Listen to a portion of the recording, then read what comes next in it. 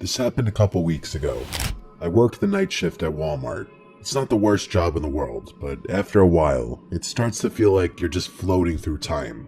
The nights blend together. Same shelves, same routine, same dull hum of the overhead lights. Hopefully something better comes along. I usually hang out in and stock the electronics section, which is nice because it's quieter than the other areas. People don't exactly come rushing in at 2 a.m. to buy phone chargers and Bluetooth speakers. Most of the customers are either night owls killing time or truckers grabbing last-minute supplies before heading back on the road. That's why I noticed him. At first, I didn't think much of it. Just another guy wandering the aisles, probably waiting for someone. But after a few minutes, I realized he wasn't shopping. He wasn't even pretending to. He just kept appearing. Every time I glanced up, he was lingering nearby, hovering in the next aisle over, or standing a little too still by the clearance section. He wasn't looking at anything. He was just standing there, watching me. I told myself I was overthinking it. The store is big, and maybe he was just taking his time. But the way he moved, always just close enough for me to notice, never actually picking anything up, it set something deep in my gut on edge. I was waiting for him to just get on with it and ask for my number, but he never approached me. It was like he wanted me to see him, which didn't make any sense to me. I went to radio someone about it, but realized that the batteries in my radio must have been dead because it wasn't working. Eventually, I started debating whether I should go find a manager when I felt a hand wrap around my arm.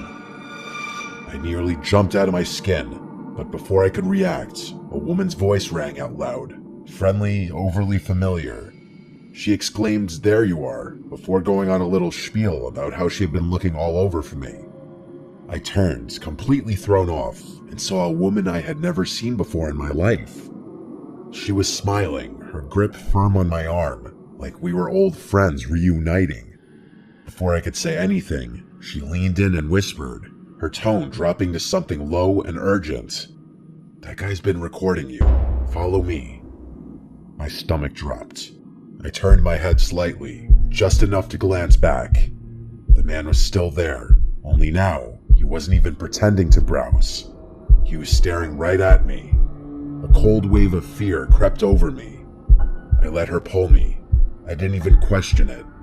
The way she grabbed my arm, the way she spoke so loud and casually, like we were two old friends reuniting, I clung to it.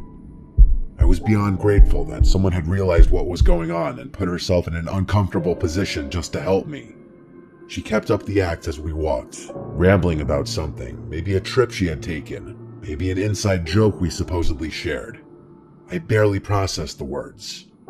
My thoughts were stuck on him. Had he really been recording me? That was creepy as hell. I wanted to know if he was still following us, but I couldn't muster the courage to turn around just yet.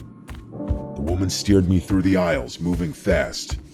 I barely noticed where we were going, only that we were going, that the distance between me and that man was growing.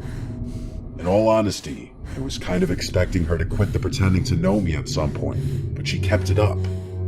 At one point, it was getting a little uncomfortable, so I glanced behind me, and to my relief, that man was no longer following.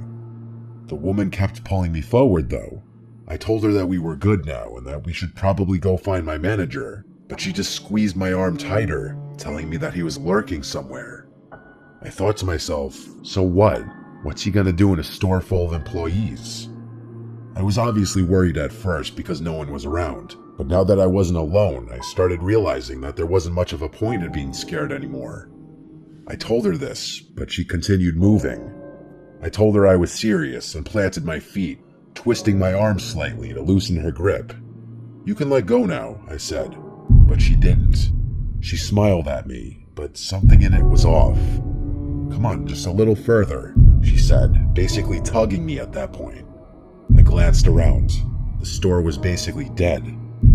We had moved past the registers, past the self-checkout, past the aisles that saw the most foot traffic. The warehouse section loomed ahead, dimly lit and nearly empty. Beyond that was the side exit, the one without cameras, the one employees used for loading shipments. That's when it dawned on me. She was leading me straight to the exit. I didn't think. I screamed for help as I yanked my arm free of her grasp with all my might. She lost her grip just enough for me to pull free. I didn't waste another second.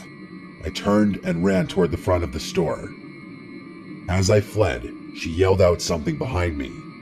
She yelled for me to come back, followed by my name, which I hadn't given her. I kept running until I saw one of my coworkers who was running toward me, most likely reacting to my screaming. I told him to call security, which he promptly did. That woman was long gone, though. By the time I told my story to the security guards, that woman and that man were nowhere in sight. They reviewed the security footage, and just as I suspected, the woman and man walked into the store together. She had been with him the entire time. The man's face was clear as day in one of the frames, but hers was always turned away. I had a feeling she was the mastermind behind the whole thing, so I was infuriated that the cameras hadn't picked her face up. Every second of it had been planned. The police got involved, and the whole thing went down as a failed abduction attempt.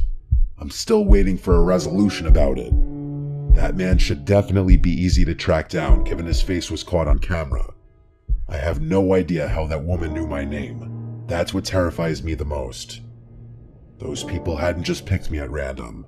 I was a direct target.